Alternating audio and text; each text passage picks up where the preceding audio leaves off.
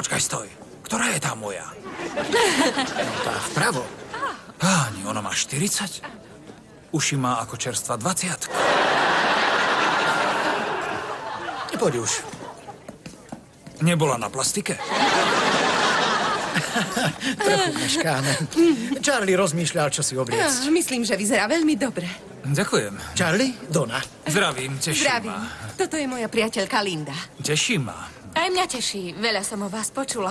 A ja som počul veľa o vás. A musím povedať, bol som príjemne prekvapený. Naozaj? A to už prečo?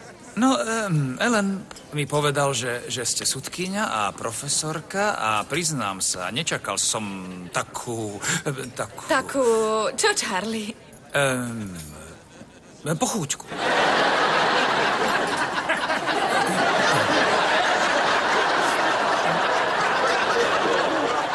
To bola blbosť, čo? Áno, bola. Chcel som povedať, že som čakal väčšiu, viete, suchárku. Ale nie ste. Ste skôr vlhká.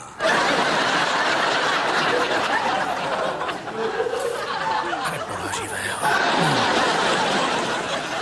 Viete čo? Mám nápad. Skúsme to odznova. Zdravím, som Charlie. Linda. Zdravím, Linda. Nikdy v živote som sa nestretol so sudkyňou. Teda dobrovoľne.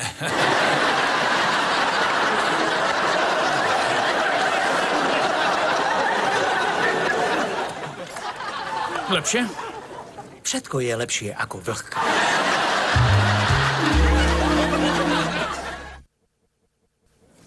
A odkiaľ sa vy dve poznáte? Zoznámili sme sa v cirkevnom zbore a naše deti chodia spolu do škôlky. A potom sme boli v prípravnom výbore karnevalu a predávali sme koláčiky. Ozaj, v útorok máme dozor pri Olovrante. Nemôžeme si to vymeniť. Iste bez problémov. Ďakujem.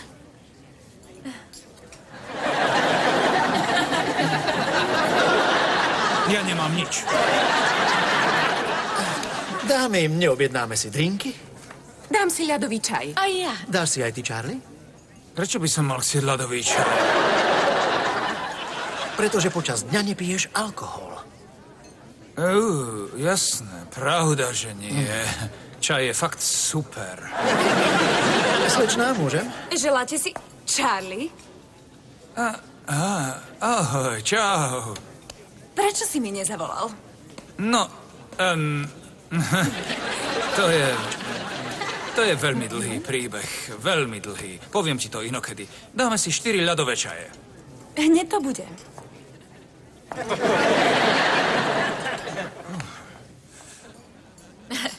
Stará známa? No, áno. Z cirkevného zboru predávali sme koláče. Máte ešte chuť na ten ľadový čaj? Pikaný. Ďalší prípad. Prípad číslo 1217/07. Charles Harper, obvinený z výtržníctva, bránil sa zatknutiu. Charlie? Zdravím. Aký je ten svet malý. Pristúpte bližšie, prosím. Prepáčte, je to dôverné.